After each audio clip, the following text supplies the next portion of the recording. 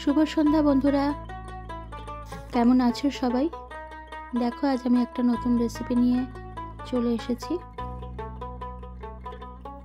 আজ আমি বানাবো ফুলকপির রসা। অনেকে রোস্টও এইভাবে বানায়, তো আমি ঠিক রোস্টের মতো বানাইনি, একটু ওই রকমই, কিন্তু একই রকম রান্নার পদ্ধতিটা। তো যাই হোক, আমি আমার মতো করে বানিয়েছি। ফুলকপিগুলো আমি একটু ছোট করে কেটে নিয়েছি, তোমরা চাইলে একটু বড় করে নিতে পারো। তারপরে আমি ফুলকপিগুলোকে নুন জলে একটু ভাপিয়ে নিয়েছি।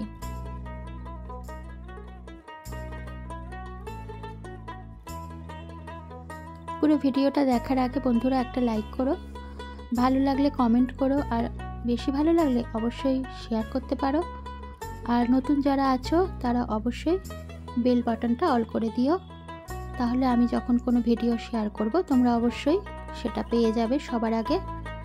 তো এইভাবে বন্ধুরা পাশে থেকো। তো ফুলকপিগুলো দেখো ভাপিয়ে নেওয়ার পরে আমি ফুলকপিগুলোকে একটু তেলে ভেজে নিলাম।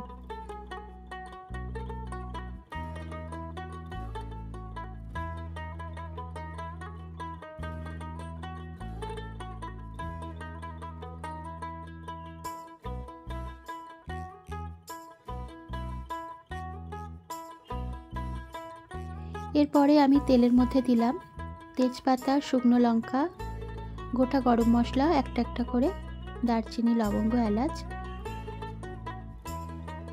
এবং কিছু কেটে রাখা পেঁয়াজ আমি দিলাম।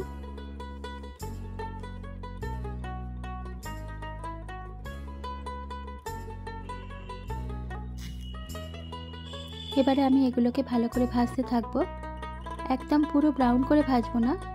আর এদিকে আমি মিক্সিতে বেটে নেব আদা, রসুন, 2-3 কোয়া, লাল লঙ্কা দিয়েছি রঙটা ভালো হবে বলে, আর একটু টক দই দিয়ে দেব, আর এখানে দিচ্ছি 4 মগজ।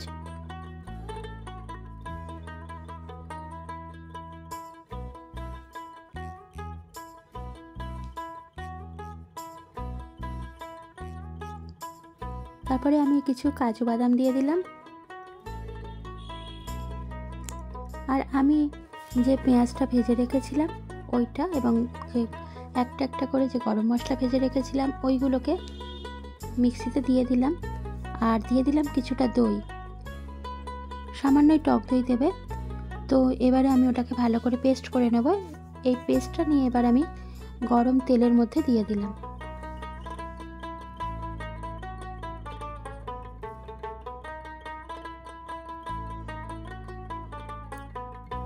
আরও কিছুটা পেস্ট আছে, সেটা পরে অফ ক্যামেরায় আমি দিয়ে দিয়েছি।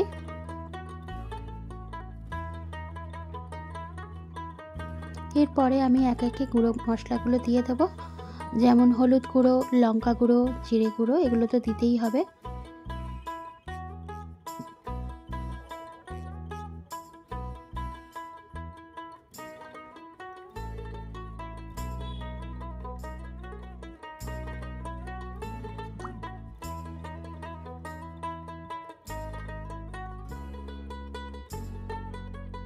এবারে আমি ভালো করে নেড়ে নেব। গ্যাসটা মিডিয়ামে রাখবো, কারণ পুড়ে যাওয়ার সম্ভাবনা আছে। আর মিক্সির বাটি ধোয়া জলটা আমি এখানে দিয়ে দিলাম কিছুটা কষানোর পরে। আর অফ ক্যামেরায় আমি কিছুটা নুন দিয়েছিলাম, আর ফুলকপি তো নুন দিয়ে ভাপানোই ছিল, সেই জন্য বেশি পরিমাণে নুন দিলে অসুবিধা হয়ে যাবে। তো এবার আমি সেই ভেজে রাখা ফুলকপিগুলো দিয়ে দিলাম।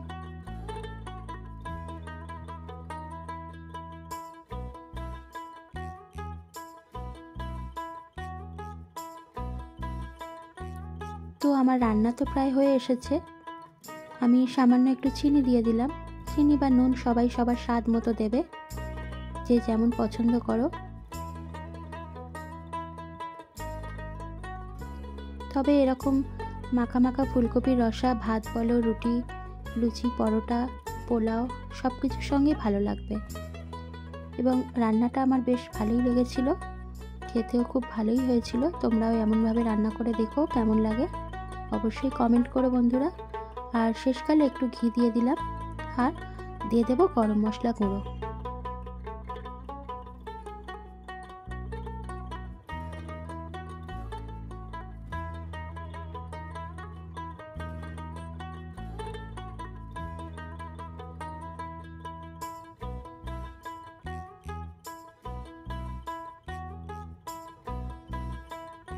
তো দেখো আমি গরম গরম একটা বাটিতে ঢেলে নিচ্ছি।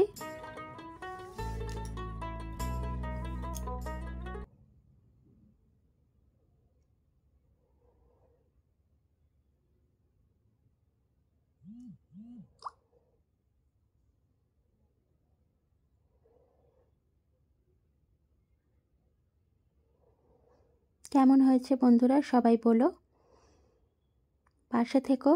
আর আজ এই পর্যন্তই, আবার নতুন কোনো ভিডিওর সাথে তোমাদের সঙ্গে দেখা হবে। সবাই খুব ভালো থেকো, সুস্থ থেকো, সাবধানে থেকো।